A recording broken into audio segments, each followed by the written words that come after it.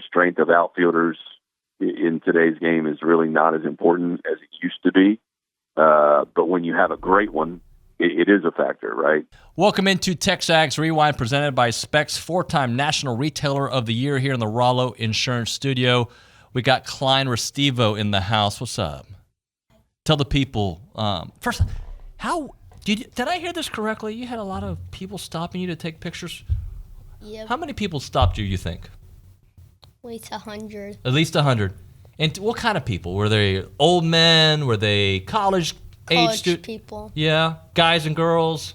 Yeah. You like the attention?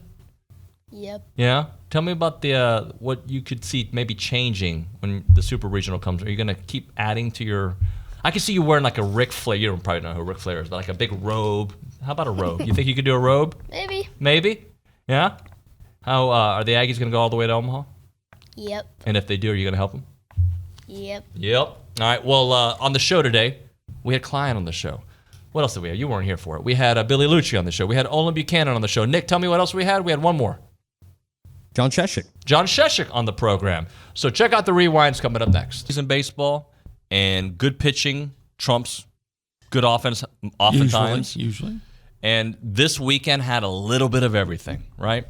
I think the thing that I came away most encouraged by was like we talked about, the pitching. I thought the defense was really good behind that pitching. Yep. And I think I'm still a little concerned about the Aggies frequently, not always, but frequently struggling to get the big hit with guys on base. Now, Braden Montgomery came out and just blasted a 3-run home run. You know what I'm saying? Hey, more of that, please. That was your weekend MVP, your regional MVP. It's good to see Braden Montgomery. Yes. Not only is it good to see him, but great to see that slump rearview mirror. Yeah, but you know what individual? I'm going way off the beaten path here. Here we go. But you know what individual, and he didn't play a whole lot, that I came away with think what a weekend he had, even if he didn't play much. Who was that? Man, that Texas game, Caden Kent. Caden Kent came in, yeah. He snares a ball. Looks like a little bit more in the flare, but it's behind second base, up in the outfield grass. That's a big out. He makes a spectacular play to get the leadoff hitter one inning. I think it was in the 11th inning, way back and picking up a hot shot way out on the outfield turf, and then leads off the 11th with a base hit and ends up scoring what became the winning run. I don't know that it goes underappreciated anymore, but he made every one of those pitches was with the game on the line, and he just kept cruising.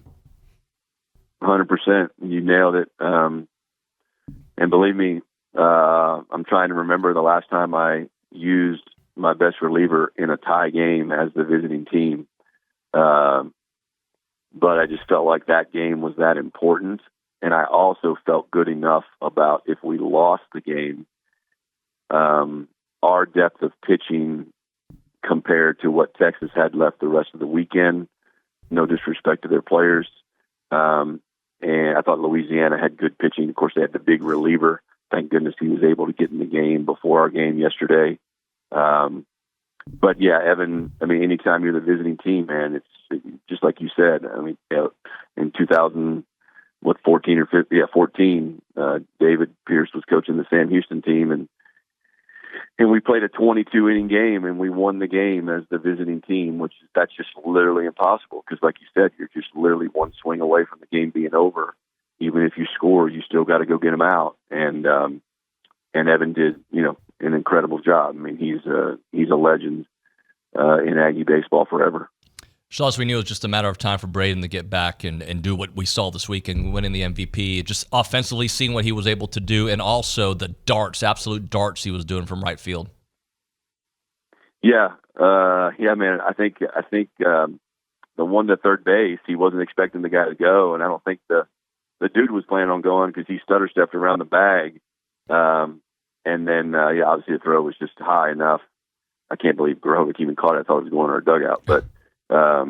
His arm's a real weapon. Arm strength of outfielders in today's game is really not as important as it used to be. But when you have a great one, it is a factor, right? If it's average, that outfitter arm strength is only a factor if it's really bad or really good, right? That's what takes into play, at least in my opinion. So, but Braden has a rocket, and that was huge. Yeah, and look, I look at it as I'm a small business owner myself. Okay, so I'm constantly pushing to improve our facility, improve our culture, improve our way that we do business. And I look at Schloss the same way. Now he's heading a much bigger beast than my example as a small business owner, but it's the same concept. And if you look at what he's done since he's been here, you mentioned this earlier, Bronny, with that staff, with Nolan and Coach Early, and you just go down the list of all the studs that he's got on that staff, everywhere from his strength and conditioning guy to anybody who's involved with it. And then you think about the way he sets expectations. There's zero doubt in my mind that there's going to be a 15,000 plus seat stadium that's a mini major league ballpark. Zero doubt in my mind. There's zero doubt in my mind that he's going to win a national championship.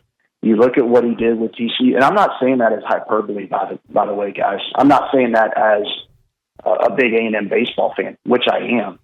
I'm looking at it from a business perspective and how he establishes culture, how he establishes expectation, how he demands these things from his staff and players and the administration and our fan base.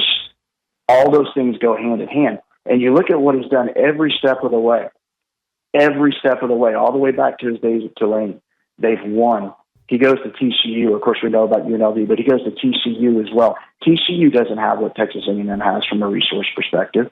Yet he's able to get Kurt Sarlos there. He's able to get Bill Mosiello there. He's able to get Zach Etheridge there. These are really good coaches, and he builds that program into a winner and arguably a top 5 program. So now you back into what he's got at A&M, which we won't need to discuss. We all know what A&M has to offer, and that's why I say with confidence that all those things are going to get done. Program's in awesome shape. Look, man, the bats came to life. They did. Again, like, I think they just needed confidence. They've been facing some really damn good pitching, and that's a good thing because they're going to see that. More of it. They'll see some of it this weekend. They'll see a lot of it if they advance to Omaha. So, look, you're going to – I don't care how good you are. Offensively, I don't care. They always say great pitching beats great hitting. And what we're not talking about enough is A&M's pitching. And I've been trying to say this during the quote-unquote slump, which is a slump by their standards, right?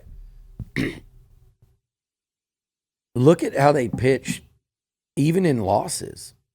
Arkansas, great pitching, sandwiched around one bad inning. You know, LSU, the 2 games they lost were 6-4, where LSU had to, fight and claw their way up to 6 on the road. Ole Miss clubbed them once. The other game was 4-3. They shut him out on Sunday, Sadeo. The SEC tournament. Tennessee kind of knocked them around a little bit, but that was they pulled Prager before they normally would have, and they threw Cortez and Aschenbeck the day before. Right. Okay, that was a different – I almost scrapped that game. You almost scrapped that game. But against Mississippi State, what'd they score, 5? I think 5 or 6, but they had they were sitting on 3 until maybe the 8th inning or 9th inning. That was a good quality pitching performance. And that was when they did Rudis as a starter. Really didn't go Cortez, Aschenbeck until they said, okay, we can win this thing. We can win this game, yeah. And it was really like we can win this thing and get them some work early so we don't have to use them, keep them on schedule. Pitching has been actually really good. All right, Klein, do you watch YouTube videos? Yes. Yeah, I bet you do. Video game videos, and what else? What other kind of videos do you watch? TexAgs, of course, I'm sure. What are the people supposed to do after they watch a YouTube video? Subscribe. What else? Like. What else? Put notifications on. Yes! And comment? Yeah. Will you tell the people to do all that? Subscribe, put notifications on, and like a video. And Gritty, like he does. We'll see you next time.